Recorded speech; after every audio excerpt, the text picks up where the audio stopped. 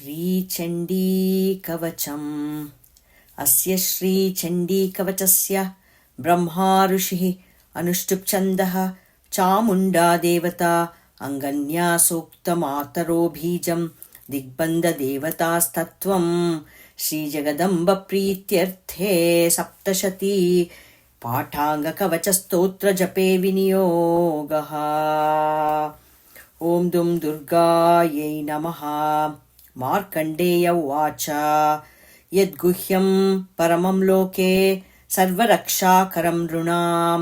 यन्न कस्यचिदाख्यातं तन्मे ब्रूहि पितामह। ब्रह्मोवाच अस्ति गुह्यतमं विप्र सर्वभूतोपकारकं देव्यास्तु कवचं पुण्यं तच्छृणुष्व महामुने। प्रथमं शैलपुत्री च द्वितीयं ब्रह्मचारिणी तृतीयं चन्द्रघण्टेति कूष्माण्डेति चतुर्थकं पञ्चमं स्कन्दमातेति षष्ठं कात्यायनीति च सप्तमं कालरात्रीति महागौरीति चाष्टमं नवमं सिद्धिदात्री च नवदुर्गाः प्रकीर्तिताः उक्तानीतानि नामानि ब्रह्मणैव महात्मना। अग्निना दह्यमानस्तु शत्रुमध्ये गतो रणे विषमे दुर्गमे चैव भयार्ता शरणं गताः न तेषां जायते किञ्चिदशुभं रणसङ्कटे नापदं तस्य पश्यामि शोकदुःखभयं नाहि। यैस्तु भक्त्या स्मृता नूनं तेषां वृद्धिः प्रजायते ये त्वां स्मरन्ति देवेशि रक्षसे तान्न संशयः। प्रेतसंस्था तु चामुण्डा वाराही महिषासना ऐन्द्री गजसमारूढा वैष्णवी गरुडासना माहेश्वरी वृषारूढा कौमारी शिखिवाहना लक्ष्मीः पद्मासना देवी पद्महस्ता हरिप्रिया श्वेतरूपधरा देवी ईश्वरी वृषवाहना ब्राह्मी हंससमारूढा सर्वाभरणभूषिता। इत्येता मातरः सर्वाः सर्वयोगसमन्विताः नानाभरणशोभाढ्या नानारत्नोपशोभिताः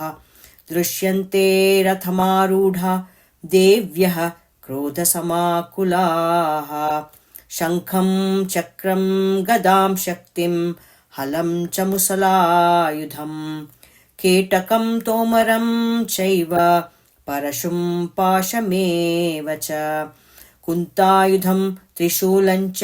शार्ङ्ग्यमायुधमुत्तमं दैत्यानां देहनाशाय भक्तानामभयाय च धारयन्त्यायुधानि तं देवानां च हिताय वै। नमस्तेस्तु महारौद्रे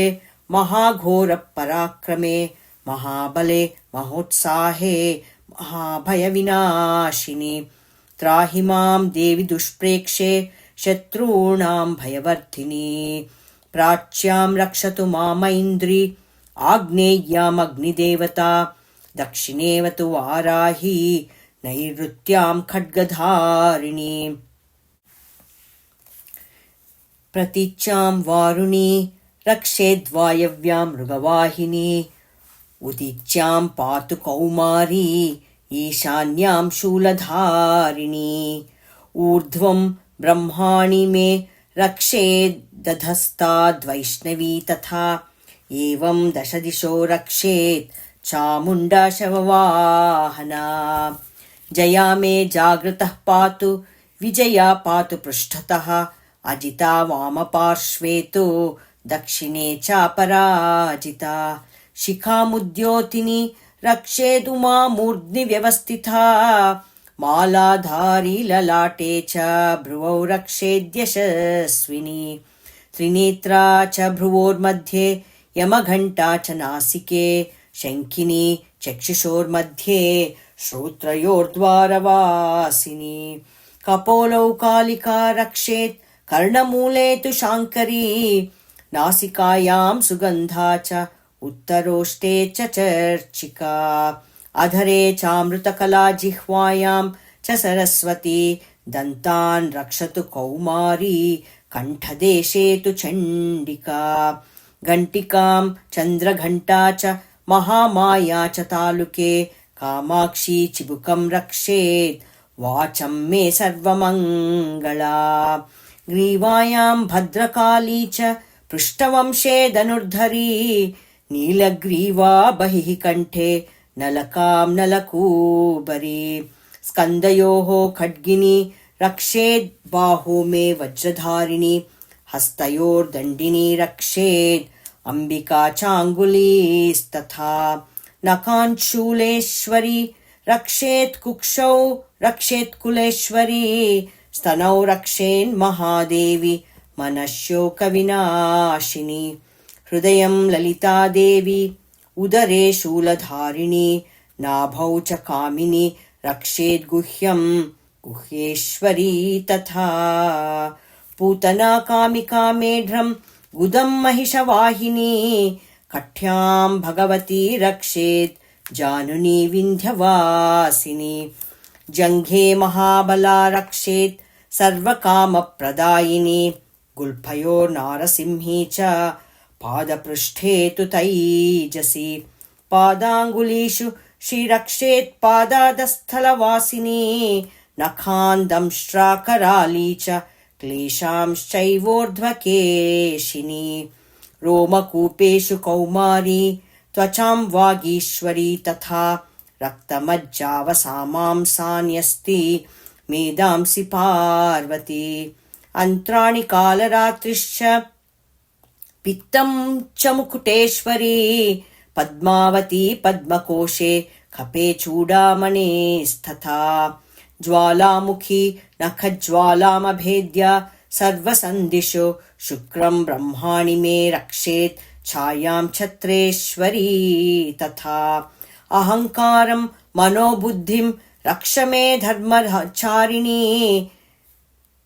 प्राणापानौ तथा व्यानं समानो दानमेव च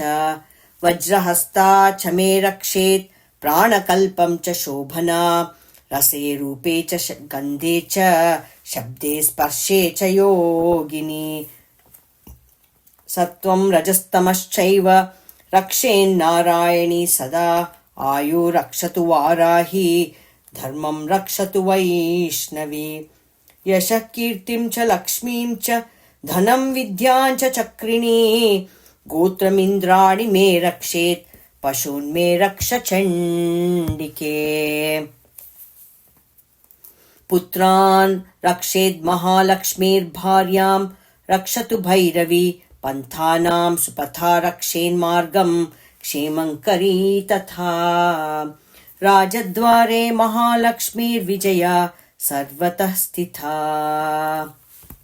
फलश्रुतिः रक्षाहीनं तु यत् स्थानं वर्जितं कवचेना तु तत्सर्वं रक्ष मे देवि जयन्ती पापनाशिनी पदमेकं न गच्छेच्चु यदेच्छेच्चु भवात्मनः कवचेनावृतो नित्यं यत्र यत्रैव गच्छति तत्र तत्रार्थलाभश्च विजयः सार्वकार्मिकः यं यं चिन्तयते कामं तं तं प्राप्नोति निश्चितं परमैश्वर्यमतुलं प्राप्स्यते भूतले पुमान् निर्भयो जायते मर्त्यः सङ्ग्रामेष्वपराजितः त्रैलोक्ये तु भवेत् पूज्यः कवचेनावृतः पुमान् इदं तु देव्याः कवचं देवानामपि दुर्लभम् यः पठेत् प्रयतो नित्यं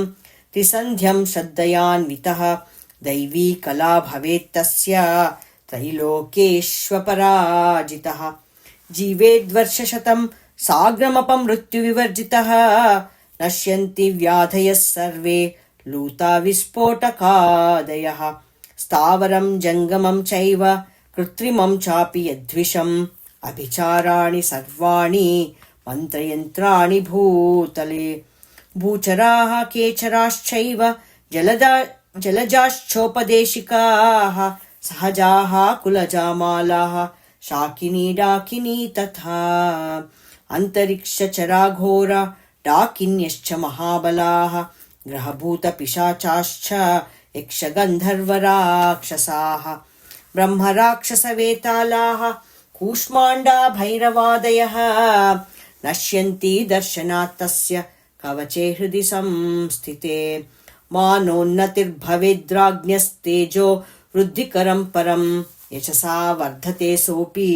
कीर्तिमण्डितभूतले जपेत् सप्तशतीं चण्डीं कृत्वा तु कवचं पुरा यावद्भूमण्डलं दत्ते सशैलवनकाननं तावत् तिष्ठति मेदिन्यां सन्ततिः पुत्रपौत्रिकी देहान्ते परमं स्थानं यत्सुरैरपि दुर्लभं